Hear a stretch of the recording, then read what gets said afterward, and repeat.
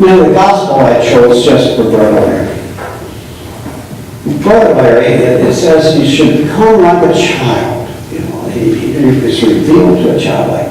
And Brother Larry was very childlike, especially in his relationship with God. You know, he just trusted God. He prayed often, and I'll go into that a little bit later, talking about that. He just really believed, you know.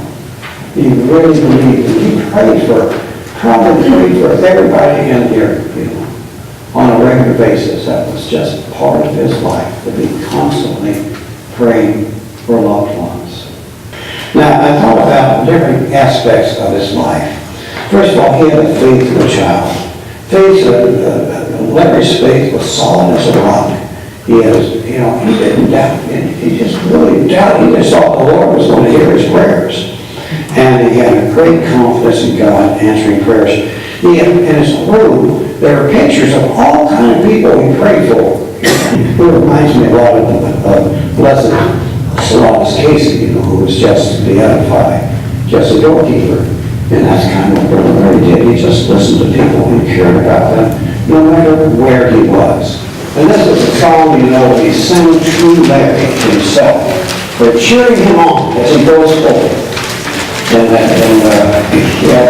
it's not a new song. It goes way back in the history of the church, early times of in Latin, it goes, in Paradisum which means may the angels lead you to paradise. So we just started singing him and cheering him on. I have known Brother Larry for many, many, many years, since the early 60s when I was in Minnesota. And we had been assigned and stationed together 2 or 3 different places.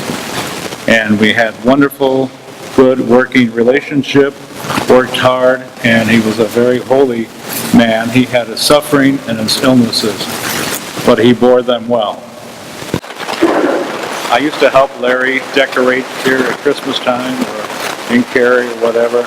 He was a perfectionist. If you knew Larry at all, he was a perfectionist to the nth degree.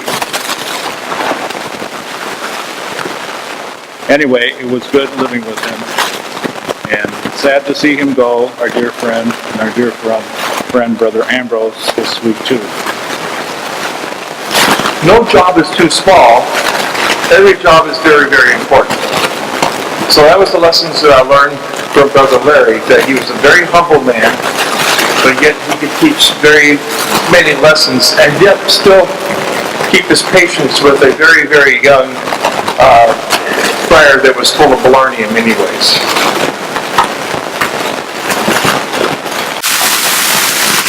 If there was a word I would use to describe Brother Larry, it would be engaging. He loved everything that he got involved in. And the other thing I remember about him was how responsive he was. He was very detailed. Whenever I would send him something from the archives, he would always say, I need the tear sheets. In other words, he didn't just want the article cut out of the paper. He would get upset about that. He would say, no, I want the whole tear sheet, the date and everything. He was very, very particular and took the archives job very, very seriously. Marvel at that he was, as I said, he was very enjoyable to live with, a very good community person, and as I said too, with taking on the job of the archives, he really took that very earnestly and very seriously, and it's a credit to our province today that we have such a quality archive. So he will definitely be greatly missed. I'm Paul. I'm currently in formation work, but prior to that I was a vocation director for about 7 years and lived with Larry, was his guardian.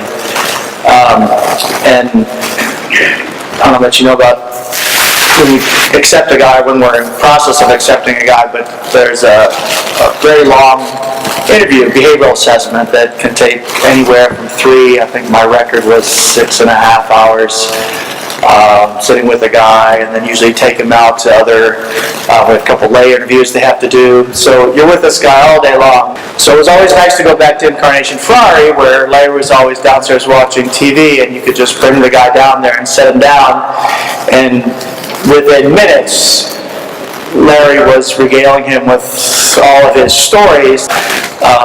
It was always a highlight of their visit. It was always, as they left and they told me, and we, drove them to the airport or whatever, it was always, oh, wow, Brother Larry is awesome.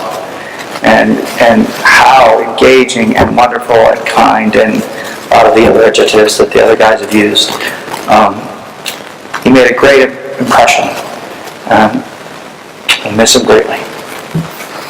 Just a number of things. Sometimes when we start remembering people, we remember more recent things they've done. But Larry, he was Father Urban's right-hand person, and they worked together, and they started a retreat movement up in Chaska when we were students there. And then they moved that whole, and then also they started the FMA together. And Father Urban never could have done it without Larry. And they started that whole Prior Lake Retreat Center, is Father Urban with Brother Larry. That was, Brother Larry was his hands-on person for everything. Dear sisters and brothers, peace and all good things. I met Brother Larry 6 years ago at an Epiphany party held at the Friar. I will always remember that day, for it was then that I made a friend. He was the first friar that I got to know well. I remember him as a gentleman who, though afflicted with various health issues, always kept a positive outlook. Being in his presence brought me great peace during many rough periods of my life, especially as I discerned joining the community. I admire how, though he was well past the years that would qualify one for retirement, he was always looking to see how he could help. When he told me about his concerns with his health, he always said that he wanted to continue to be able to work at the Franciscan kitchen. He was a workhorse to the very end. I wish I could have been there in his last days to speak with him, because I would tell him what an effect he had on my life, and how I hope to follow in his footsteps as a faithful, humble, and holy friar. And I look forward to seeing you again in the heavenly kingdom. Friar Brandon Green. When he lived here in St. Francis, he's the one that decorated the chapel. He used to build a big manger scene over like a cave or a stable, and he took great pride in that. It was quite beautiful. So it's very much a blessing that we get to celebrate this Christian burial with all these Christmas decorations as we come to Sunday to Epiphany, as Larry such a gift to so many. Larry's passing is very difficult for many of us. The one consolation I've had is this year, Larry had the best Christmas ever. Did you ever make a phone call to Brother Larry and not have the opportunity to tell him the reason you called, even if the phone call stretched into 30 minutes? There was something about Larry's enthusiasm and his love of these connections and friendships that he'd made over the years. He was just delighted to be in contact. And he was always bubbling over with stories and with information, usually in great detail, that he wanted to convey to you. He didn't give you a chance to speak, not because he wasn't interested in listening, quite the contrary. He was just so filled with enthusiasm that there wasn't enough time. Too often I'm in a situation where I'm supposed to be in a conversation, but it becomes very clear that the person that I'm in relationship with is not really interested in hearing what I have to say, not really interested in listening. That was not Larry at all. He took a genuine interest in every person that came into his life. And as we heard in the message from the novice before Mass began, when he became a friend, he was a friend for life. Because of his vow of obedience and his love for the Franciscan community, and because of his natural gifts, he would frequently be called to do things that he thought were beyond his ability. And so Larry would respond with, "Who, me?" And then, "Why me?" And then a litany of reasons why he wasn't qualified. And then he would apply himself diligently to what was asked of him.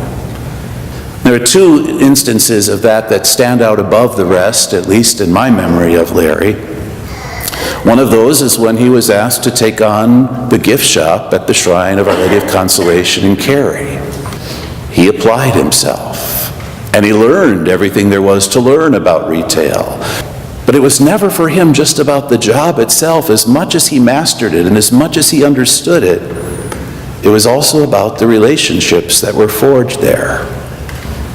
He forged friendships and relationships with people very different than himself, and he learned from those relationships. And he got to the point where he couldn't wait to see the Chaldeans come. And they asked for him by name, even years and years after he had left the gift shop at Cary. Maybe the crowning achievement or accomplishment of his life was when he was called on to take over the province archives. And Larry, without any training, and without being sent to school, and without a lot of background, and with not much more than a space that was, to most people, impossible to work with, he turned a sub-basement here at Mount St. Francis into a state-of-the-art archives. He wanted to be one who relates as brother to everyone else. He wanted to be one who was in a supportive role. He wanted to be one behind the scenes, as he was with Father Urban at the beginnings of the retreat house in Friar Lake. He wanted to be of support and make things happen, to forge relationships, and to truly be a brother. May we take his example to heart. May we take his words, as many as there were, to heart, as they all connect to the story of the Word made flesh, and help us on our journey to Jesus, meek and humble of heart, who welcomes us into that heart of abiding love. Lord, have mercy. Lord, have mercy. Christ, have mercy. Christ, have mercy.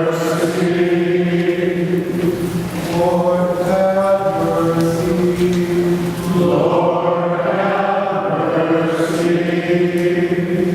Holy Mary, Mother of God, pray for us. Holy angels of God, pray for us. Our Holy Father, Saint Francis, pray for us. Holy Mother Teresa, pray for us. Saint Friar, On that extend the hand of blessing as you do the blessing of St. Francis. May the Lord bless you and keep you. May he make his face shine upon you. May he look upon you with kindness and give you